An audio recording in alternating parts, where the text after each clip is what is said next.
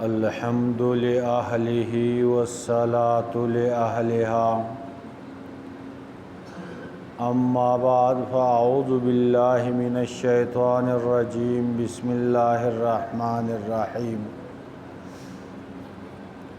ومن الناس من يقول آمنا بالله وباليوم الآخر وما هم بمؤمنين۔ سامعین محترم، سورہ بقرہ کا درس چل رہا تھا۔ ابتدائی آیتوں میں اللہ رب العزت نے قرآن مجید کے اوصاف اور اس کے لیے ترغیب کا ذکر فرمایا، اور اس کے بعد ماننے والے اور نہ ماننے والوں کی تقسیم کی۔ ایک خوش نصیب جماعت وہ ہے جنہوں نے قرآن مجید کو تسلیم کیا، قرآن مجید کے پیغام کو اپنا لیا۔ شریعت کے اصطلاح میں انہیں مومنین متقین کہا جاتا ہے۔ تو 4 آیتوں میں اللہ رب العزت نے ان کے اوصاف اور ان کے لیے انعام کا ذکر فرمایا۔ دوسرا وہ گروہ جو قرآن کے پیغام کو جنہوں نے تسلیم نہیں کیا، ان کی بھی 2 قسمیں تھیں۔ ایک وہ لوگ تھے جنہوں نے کھلم کھلا ظاہراً اور باطناً اس کا انکار کیا۔ 2 آیتوں میں ان کا ذکر ہوا۔ اور دوسرا گروہ وہ تھا جنہوں نے دل سے تسلیم نہیں کیا، تصدیق نہیں کیا، البتہ زبانی طور پہ ایمان کا دعویٰ کیا۔ اپنے اخلاقی پستی اور دنیا کے حقیر اور ذلیل مقاصد کے لیے وہ نہ کھلم کھلا انکار کر سکے اور نہ اس کی تصدیق کر سکے۔ شریعت کے اصطلاح میں ان کو منافقین کہا جاتا ہے۔ اور یہاں سے آگے 13 آیتوں تک اللہ رب العزت نے ان منافقین کی قباحتیں، ان کی چال بازیاں اور ان کے انجام کا ذکر فرمایا۔ منافق کسے کہتے ہیں؟ امام ابو بکر جساس رحمۃ اللہ علیہ وہ کہتے ہیں کہ یہ منافق لیا گیا ہے نافق الیربو سے۔ جنگلی چوہے نے دھوکہ دیا۔ ایک جنگلی چوہا ہوتا ہے، وہ بہت سارے سوراخ بناتا ہے۔ جب کوئی اسے مارنے کے لیے ایک سوراخ کی طرف جاتا ہے، وہ وہاں سے چھپ کے دوسرے سوراخ سے ظاہر ہوتا ہے۔ چال باز ہوتا ہے، دھوکہ باز ہوتا ہے۔ تو منافق بھی یہی حالت ہے۔ منافق بھی دوسروں کو دھوکہ دینے والا ہوتا۔ پھر منافقین کی قسمیں ہیں۔ ایک قسم منافقین کی وہ ہے جس کو منافق اعتقادی کہا جاتا ہے، جو ظاہراً اسلام اور ایمان کا اظہار کرے اور باطناً وہ اپنے کفر پہ مطمئن ہو۔ دوسرا اعتقادی منافقہ وہ ہے جو تذبذب میں ہے، دل میں بھی اس کا تذبذب اور شک ہے اور زبان سے بھی تذبذب۔ تو یہ دو جو قسمیں ہیں منافق اعتقادی کی، یہ بدترین کافر ہیں. اور ایک عملی منافق ہوتا ہے. عملی منافق اسے کہتے ہیں جو اپنے آخرت کے بجائے دنیا کو ترجیح دے، جو آخرت کے جو فائدہ ہے اس کے بجائے دنیا کے فائدے کو ترجیح دینے والا، اس کو عملی منافق کہا جاتا ہے. وہ اسلام سے تو نہیں نکلتا، البتہ اس کا جو عمل ہے وہ عمل وہ اعتقادی منافقوں جیسا ہے. آپ صلی اللہ علیہ وسلم نے ان کی علامات بتائی کہ عملی منافق وہ ہے اذا حدث کذب، جب وہ بات کرتا ہے تو جھوٹ بولتا ہے. اذا اؤتمن خان، جب اس کے پاس کوئی امانت رکھی جائے تو اس میں خیانت کرتا ہے. وَإِذَا وَعَدَ أَخْلَفَ، اور جب وہ کسی کے ساتھ وعدہ کرتا ہے تو وعدہ خلافی کرتا ہے. تو یہ عملی منافق ہے. اس دور میں اعتقادی منافق تو نہیں رہے، عملی منافقہ بے شمار ہیں. جو بندہ اللہ کو مانتا ہے، آخرت کو مانتا ہے، اللہ کے احکام کو مانتا ہے، لیکن عمل نہیں کر رہا، وہ منافق عملی منافق ہے. پتہ ہے نماز فرض ہے، پڑھنی ہے، نہیں پڑھ رہا، منافق.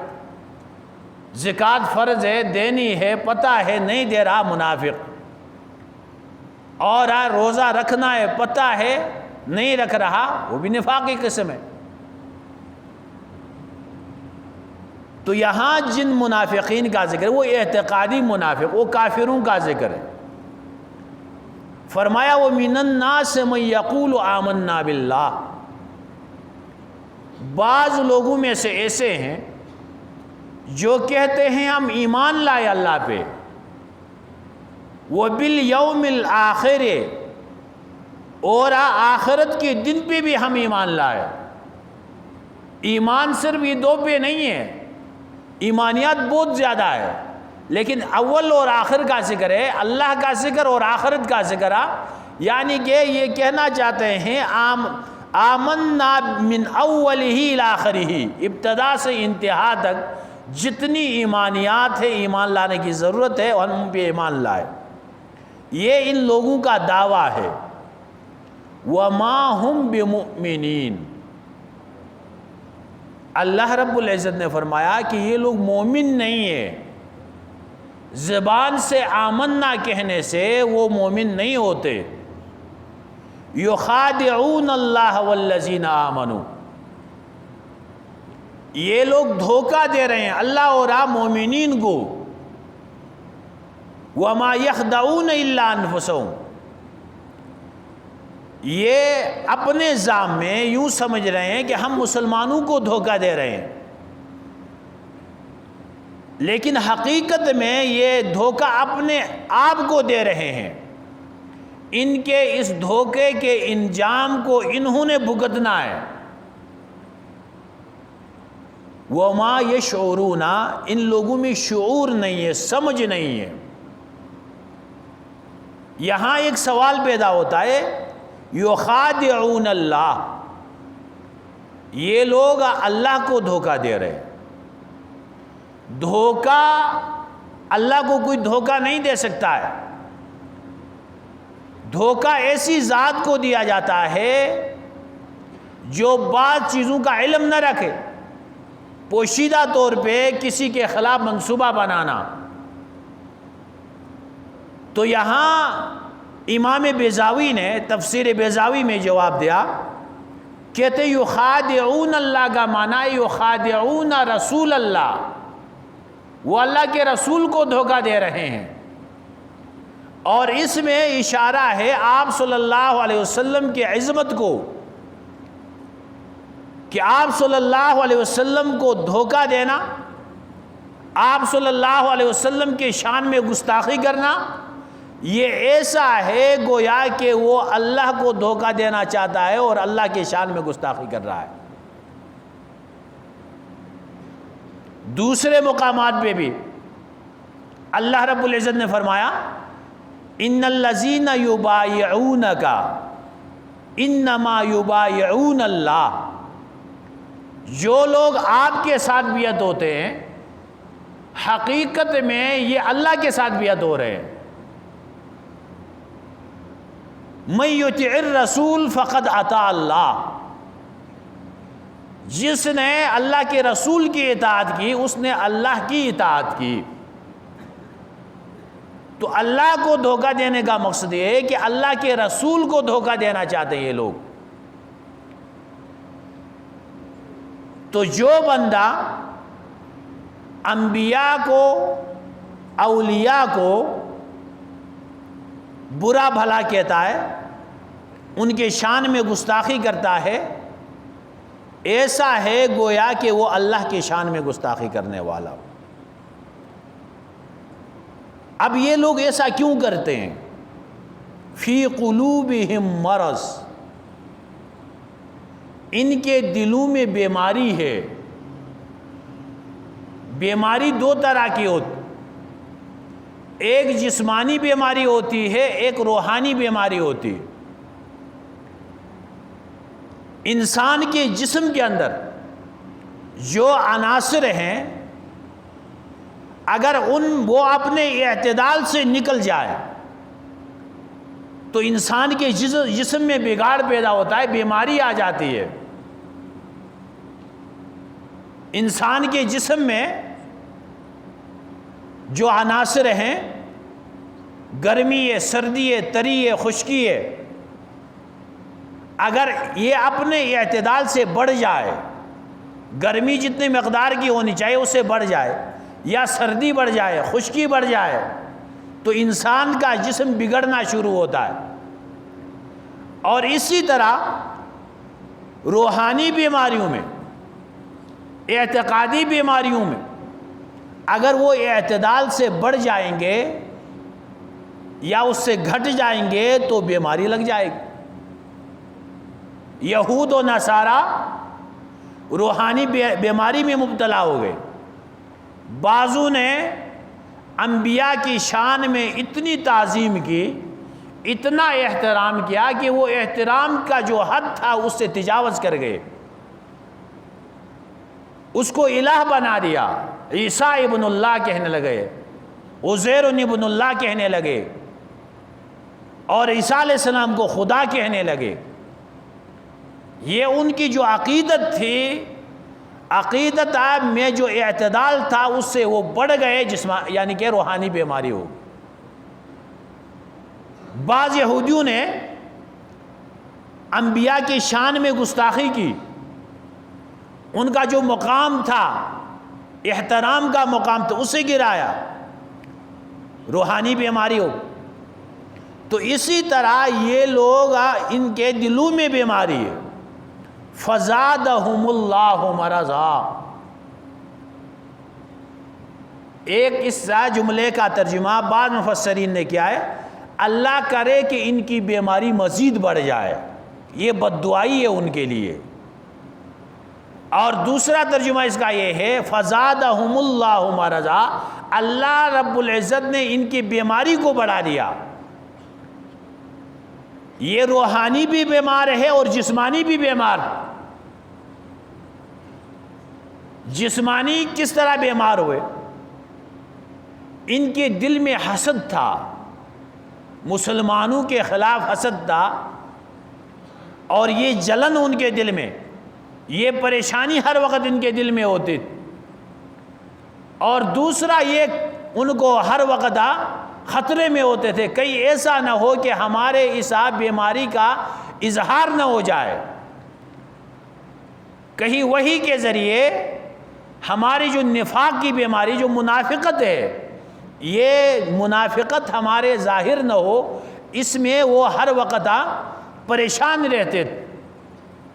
تو جو حسد ہوتا ہے دل میں، وہ ایک بوجھ ہوتا ہے، وہ ہر وقت پریشان ہوتا ہے۔ اور اسی پریشانی سے انسان کا جسم بھی بیمار ہو جاتا ہے۔ تو یہ جو منافقین تھے، بیمار تھے، اللہ نے ان کی بیماری کو بڑھایا، یعنی ان لوگوں کو کیسے بڑی بیماری؟ اسلام کو ترقی ہوئی، مسلمانوں کو جب ترقی ہوتی، اضافہ ہوتا مسلمانوں میں، تو ان کی اس بیماری میں بھی اضافہ ہوتا، ان کے تکلیف میں بھی اضافہ ہوتا۔ وَلَهُمْ عَذَابٌ عَلِيمٌ، دنیا میں تو یہ پریشانی لگی رہے گی، لیکن آخرت میں ان لوگوں کے لیے عذاب علیم ہوگا، درد پہنچانے والا عذاب، درد پہنچانے والا۔ اب دیکھیں یہاں کفار کے لیے اللہ رب العزت نے فرمایا وَلَهُمْ عَذَابٌ عَظِيمٌ، اور منافقین کے بارے میں فرمایا وَلَهُمْ عَذَابٌ عَلِيمٌ، ان کے لیے درد پہنچانے والا عذاب۔ اس کی وجہ یہ ہے کفار تو ایسے تھے جنہوں نے ایمان کا ذائقہ چکھا ہی نہیں تھا، اور منافقین نے ایمان کا ذائقہ چکھا تھا، کم از کم زبان سے تو وہ کلمہ پڑھتے تھے اور اعمال میں بھی شریک ہوتے تھے۔ تو جب قیامت کے دن ان لوگوں کو آگ میں ڈالا جائے گا تو ان کی حسرت ہوگی، اے کاش کہ ہم جو زبان سے کہتے تھے وہ حقیقت دل ہی سے کہہ دیتے، ہم صرف جو اظہار کرتے تھے، اے کاش کہ ہم دل کے تصدیق کے ساتھ وہ کام کرتے تو آج ہمیں یہ عذاب کا سامنا نہ کرنا ہوتا۔ اس حسرت کی وجہ سے ان کا جو عذاب ہے وہ دردناک بن جائے گا۔ بما کانوا یکذبون، ان کے تکذیب کی وجہ سے۔ اس عذاب کا سبب کیا ہوا؟ بما کانوا یکذبون، ان کے جھٹلانے کی وجہ سے۔ یہ لوگ جھوٹے تھے، تو اس سے جھوٹ کی جو برائی ہے وہ بھی واضح ہو جاتی۔ حالانکہ ان لوگوں میں طرح طرح کی بیماریاں تھیں، حسد کی بیماری تھی، دھوکہ باز تھے، چال باز تھے، لیکن اللہ رب العزت نے عذاب کا جو سبب قرار دیا وہ جھوٹ کو قرار دیا کہ یہ لوگ جھوٹے تھے۔ ایک تو بنیاد یہ جھوٹ تھا جس کی وجہ سے آگے یہ نفاق میں آیا، اور دوسرا یہ ہے جھوٹ بذات خود بڑا گناہ ہے، اور ہر مذہب میں جھوٹ کو برا سمجھا جاتا ہے، چاہے مسلمان ہے یا غیر مسلم ہے۔ یہاں بعض مفسرین نے لکھا منافقین بھی برا سمجھتے تھے، یہ لوگ جو کہتے ہیں آمنا باللہ وبالیوم الآخرہ، یہاں پہ انہوں نے اللہ کے رسول کا ذکر نہیں کیا۔ کیوں نہیں کیا؟ رسول کو نہیں مانتے تھے، انہیں پتہ تھا، تو یہ اظہار نہیں کر سکے کہیں ہماری یہ بات جھوٹ نہ ہو جائے، تو جھوٹ سے وہ بھی بچنے کی کوشش کرتے تھے، حالانکہ وہ تھے جھوٹے۔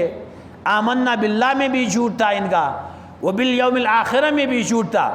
تو جھوٹ جو ہے یہ اللہ رب العزت نے شرک کے ساتھ ملا کے ذکر، فَاجْتَنِبُوا الرِّجْسَ مِنَ الْأَوْثَانِ وَاجْتَنِبُوا قَوْلَ الزُّورِ۔